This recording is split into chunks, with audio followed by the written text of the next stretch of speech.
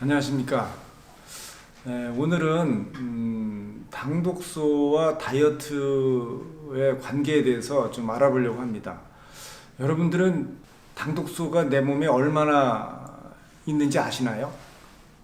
사실은 당독소가 내 몸속에 얼마나 있는지를 알게 되면 사실은 내가 건강의 척도로서 당독소를 가지고 평가를 할 수도 있습니다.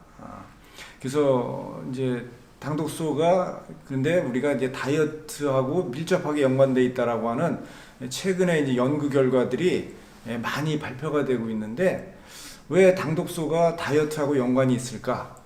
사실은 사람들은 좀 의아할 겁니다. 근데 쉽게 이해하시면 사실은 그 전에 우리가 보면 많은 그 해독 다이어트라고 하는 것들을 많이 했습니다. 근데 그 해독 다이어트라고 하는 것이 실상은 보면 실체가 없는 다이어트거든요. 뭘 해독하겠다는 것인지 정확하게 나와 있지가 않아요. 근데 사실은 정말 저희가 해야 될 해독은 뭐냐? 당독소입니다. 당독소를 해독하는 것이 무지무지하게 중요한데 왜 이게 중요하냐?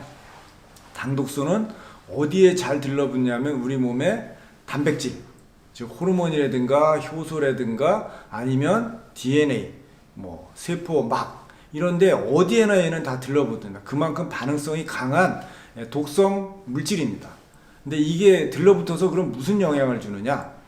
이게 단백질의 기능을 떨어뜨리게 되면 미토콘드리아 세포에서 에너지를 만드는데 다 효소가 관여하는데 이 효소들이 제대로 작동을 안 하기 때문에 대사 효율이 떨어지게 되고 그러면 지방 분해가 잘 안 되고 그 결과로 다이어트 효율이 떨어지게 됩니다. 즉 뭐냐? 당독소가 축적이 많이 된 사람은 어떤 다이어트를 해도 다이어트가 잘 안 됩니다. 살이 잘 안 빠질 수밖에 없다. 그러면 그런 사람들은 어떤 다이어트를 해야 되냐? 당독소를 해독하는 다이어트가 먼저 선행이 될 때만 가능하다. 이렇게 보시면 될 것 같습니다. 당독소를 해독하는 다이어트가 왜 이렇게 중요하냐? 사실은 당독소를 해독을 하지 않으면 식욕이 죽질 않습니다.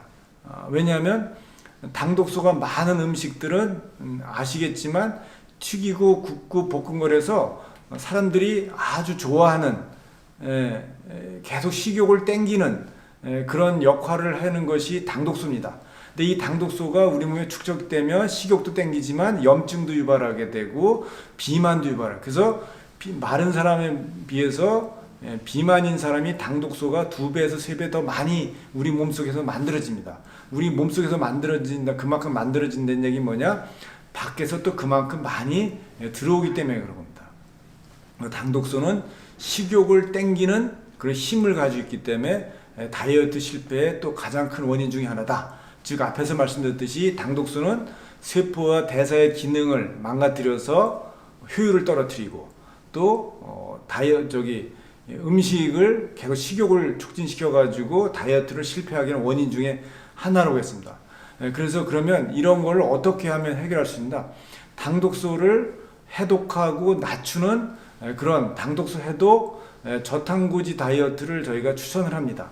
근데 이 저탄고지 다이어트는 사실은 이제 선풍적으로 인기를 끌었지만 문제는 뭐냐? 다이어트 효율이 되게 낮은 겁니다.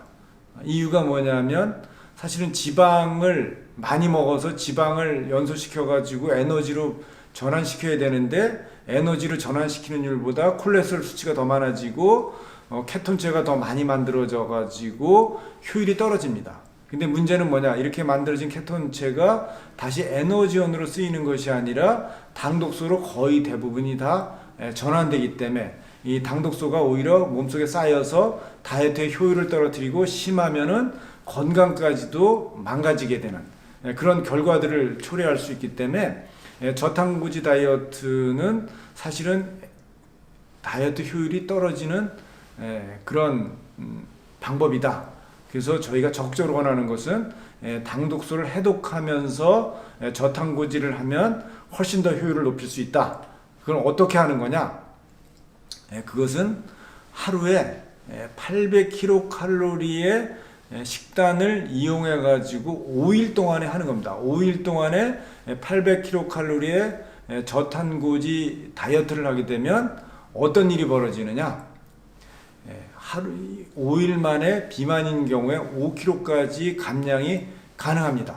근데 이때 감량은 근육은 하나도 안 빠지면서 지방만 오로지 빠지는 가장 완벽한 효과적인 다이어트가 될 수 있다. 그렇게 보시면 될 것 같습니다.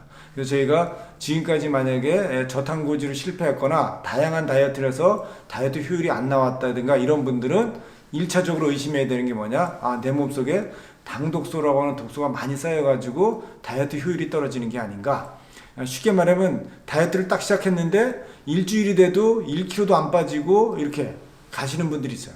그런 분들 같은 경우에는 반드시 이런 다이어트를 한번 점검해 보는 것이 중요하다. 그래서 다음 시간에는 당독소, 해독, 저탄고지 식단이 어떤 것인지에 대해서 같이 한번 알아보도록 하겠습니다. 감사합니다.